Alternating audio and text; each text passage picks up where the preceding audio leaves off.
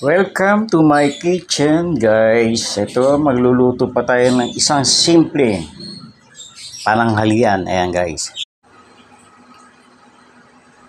Kumukulo na, guys. Ayan, lalagyan na natin ng kalabasa. Ayan, kalabasa. Okra.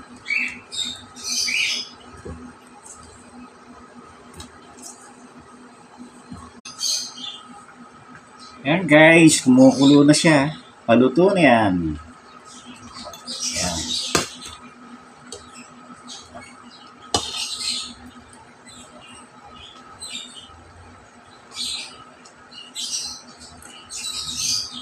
Sarap ng ating